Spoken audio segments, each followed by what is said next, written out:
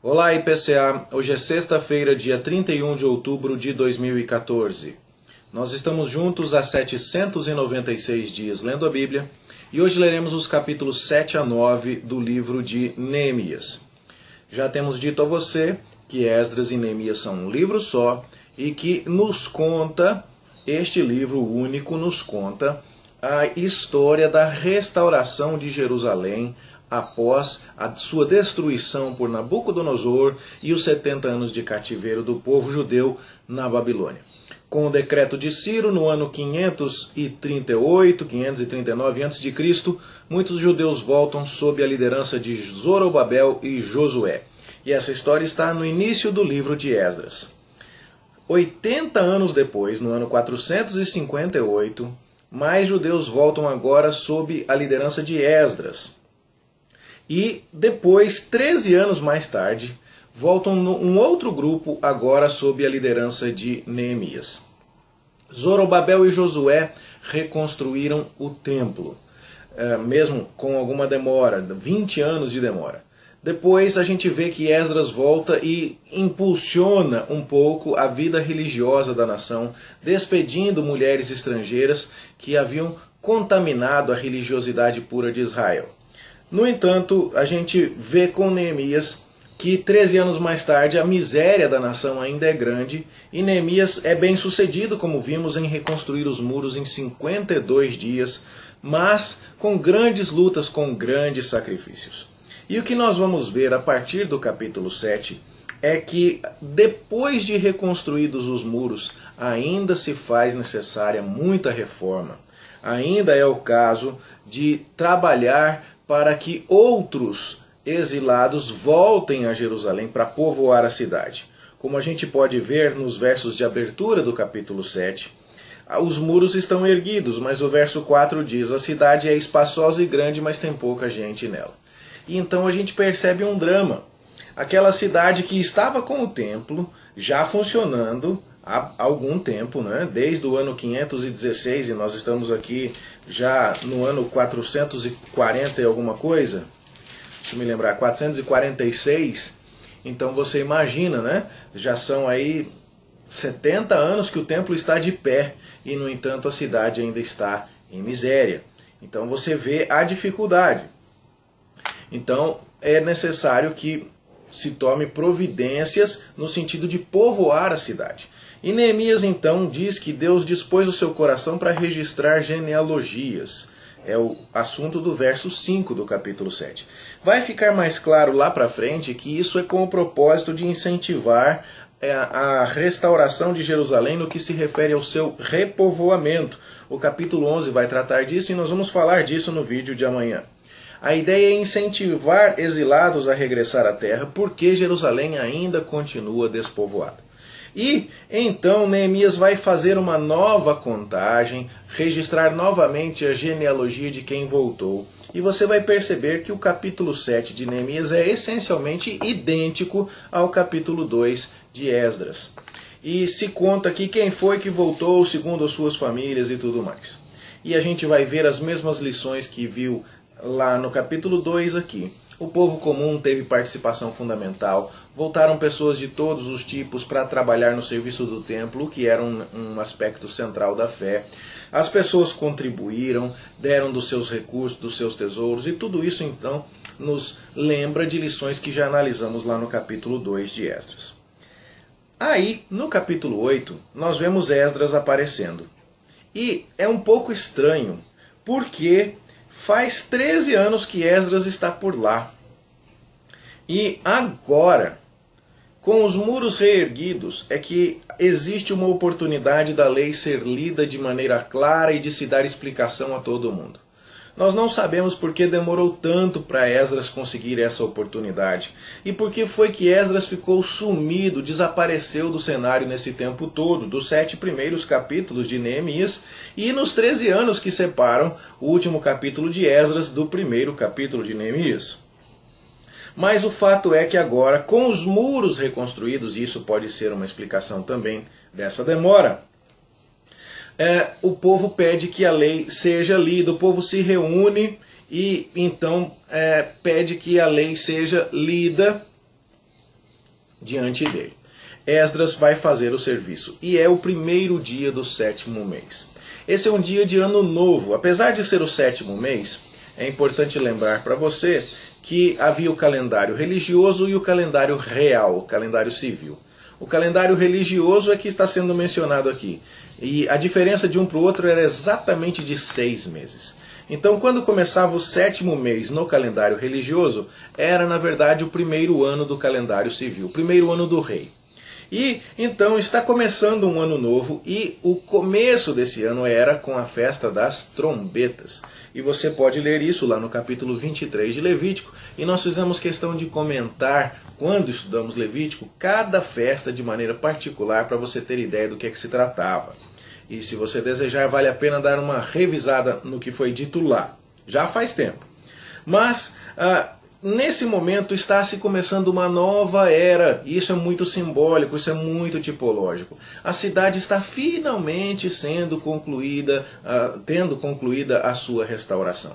O templo há 70 anos, o muro agora, e o povo está lendo a lei de Deus, e o povo está voltando para Deus. Finalmente estamos chegando perto daquilo que deveria ser, né? E isso acontece no início de um novo ano. E o povo então bendiz ao Senhor e ouve a lei. E a lei é explicada claramente, de forma que se dê todos os comentários que são necessários para a compreensão das pessoas. E era isso que Esdras tinha disposto o coração para fazer, como você vê lá em Esdras capítulo 7, versos 6 a 10.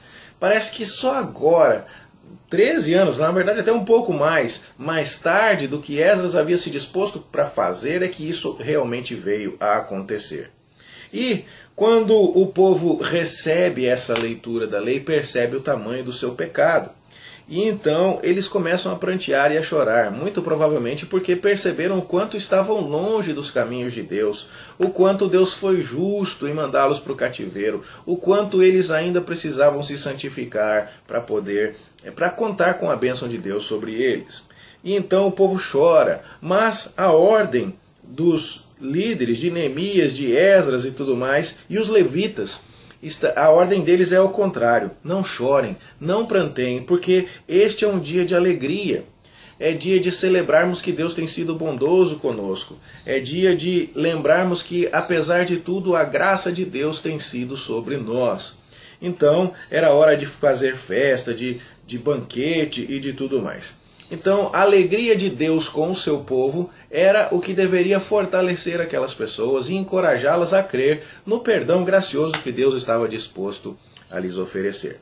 Então, eles percebem que, na leitura da lei percebem que é a ocasião também no 7º mês de se celebrar a festa dos tabernáculos. E a festa dos tabernáculos, então, começa no dia 14 e vai até o dia 21, em algumas interpretações até o dia 22. E aí então era a festa que lembrava o fato de que Deus andou com seu povo pelo deserto, quando eles habitaram em tendas, e então as pessoas deveriam, por uma semana, habitar em tendas, lembrando que Deus é quem era a sua habitação final. Era em Deus que eles se escondiam de verdade. Então o povo fez essa festa com muita alegria, coisa que não se celebrava desde os dias de Josué, desse molde, e houve muita alegria, e em tudo isso a gente está vendo um desenho profético. Há ordens expressas lá em Deuteronômio capítulo 31, de que na festa dos tabernáculos, de 7 em 7 anos, a lei deveria ser lida. A ideia de que Deus reúne o seu povo e habita no meio dele é um dos símbolos muito fortes da festa dos tabernáculos. Essa festa ocorre poucos dias depois do início de um novo ano, onde o povo de Deus é convocado a se reunir. E em tudo isso, nós vemos que Deus está cumprindo planos com relação à história da redenção nesta etapa, que aponta para nós uma redenção maior. Nós estudamos muitos profetas e vimos que Deus, depois de disciplinar Jerusalém, fala de uma nova Jerusalém. Depois de espalhar o povo judeu, fala do seu povo reunido. Depois de dispersar os que desprezaram a sua lei, fala de um povo que teria prazer em ouvir a sua lei. E tudo isso se cumprirá de maneira final, definitiva, na nova Jerusalém, que ainda aguardamos. Mas É fato que nós estamos tendo aqui neste capítulo um vislumbre disso. O povo espalhado, um povo pecador que chora por seus pecados, mas que está se convertendo a Deus, está finalmente percebendo que pode se alegrar no perdão que Deus oferece, que habita com Deus, que começou um novo tempo, que a cidade está reconstruída, que o muro, que o templo, tudo está reconstruído e que isso é tempo de grande alegria. Porém, isso mostra também que não é hora de brincar com Deus. E aí o capítulo 9, na sequência, vem então nos dizendo que no dia 24, ou seja, depois de terem celebrado a festa dos tabernáculos, eles prantearam, jejuaram e traziam terra sobre si, porque reconheceram o tamanho do pecado histórico da nação. Reconheceram que, apesar de terem sido mandados para o cativeiro para aprender lições espirituais, muitos anos já tinham se passado, 140 anos já tinham se passado desde a queda de Jerusalém em 586, e a nação ainda tinha muito o que aprender em termos de santidade. Então é feita uma oração neste capítulo 9 de Neemias muito bonita, semelhante àquela oração que Daniel faz no capítulo 9, quando ele confessa os pecados da nação. Semelhante àquela oração que Esdras faz lá no capítulo 9 também, quando ele confessa o pecado do povo. Então, são 3 capítulos 9 aqui, né? Esdras capítulo 9, uma oração de confissão. Neemias capítulo 9, outra. E Daniel capítulo 9, outra. Só que a de Daniel aconteceu primeiro, depois a de Esdras e depois a de Neemias. E é muito bonito você ver a consciência que o povo exibe nessa oração. Que Deus cumpriu todas as promessas feitas a Abraão, porque ele é justo, diz o verso 8. Mas os pais israelitas foram soberbos, endureceram a sua cerviz, diz o verso 16. Caíram no pecado do bezerro de ouro e tal. Mesmo assim, Deus os conduziu e tudo mais. E verso 24 diz que eles entraram e tomaram posse da terra prometida. Isso foi sob a liderança de Josué. No entanto, uma vez na terra, diz o verso 26, eles viraram as costas à lei de Deus. E é o que acontece no tempo dos juízes. Por isso o verso 28 conta que quando eles clamavam, Deus ouvia dos céus e mandava libertadores muitas vezes. É o tempo dos juízes. No entanto, após o estabelecimento da monarquia, as coisas não tomaram outro rumo. E o exílio veio por conta da desobediência reiterada. E a partir do verso 32 nós temos palavras muito tocantes aqui. Agora, pois, ó Deus nosso, poderoso e temível, não menospreze toda a aflição que nos sobreveio, a nós, aos nossos reis, tal, desde os dias dos reis da Assíria até o dia de hoje.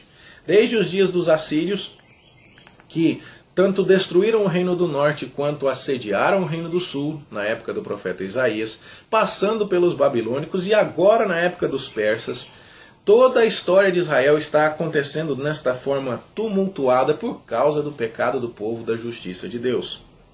Então, eles lamentam o fato de que estão na terra prometida, diz o verso 36. A terra que era deles, a terra que Deus deu para eles, que eles conquistaram com Josué, e no entanto, que eles ocuparam de maneira tão gloriosa nos dias de Salomão, e no entanto agora eles estão ali, mas não são donos nem do seu próprio corpo, nem do seu gado, nem nada. Estão pagando imposto para o rei persa, e isso é a disciplina da mão de Deus. E é por causa disso que eles vão estabelecer uma aliança firme com Deus e vão convocar seus príncipes, levitas e sacerdotes para selar esta aliança. Mas isso é assunto para o capítulo 10, para amanhã, quando terminaremos a leitura de Neemias. O destaque que eu gostaria de fazer com você é que a obra de restauração, em termos físicos, foi concluída somente 140 anos depois da queda dos muros de Jerusalém. Foi bastante tempo. Bom, somente 70 anos depois que o templo foi reerguido. E isso então também é bastante significativo. A demora nesse processo de restauração devido ao pecado do povo. E a gente vê aqui então o esforço de Neemias em repovoar Jerusalém, coisa que vai ficar mais evidente na leitura de amanhã. A gente vê aqui o fato de que Deus está nessa restauração, desenhando o que vai acontecer na Jerusalém futura, quando todas as nações estarão reunidas, desejosas de aprender a sua lei, alegres na sua libertação, e a gente tem um vislumbre disso aqui na celebração das festas, das trombetas, dos tabernáculos, tá certo? E temos uma confissão histórica que reconhece a gravidade da situação. O povo ainda está naquela miséria porque tem desobedecido. É necessário firmar um compromisso muito mais consistente com Deus. É o que a gente vai ver amanhã, se Deus nos permitir.